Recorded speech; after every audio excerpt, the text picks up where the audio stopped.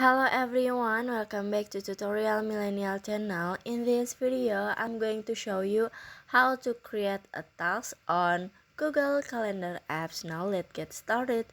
First, open your Google Calendar apps, and then in here you just click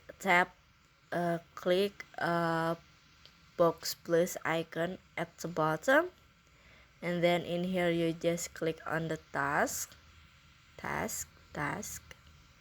and then enter a title and description, maybe meeting and they know just one day in okay at that's it, okay, and then click okay.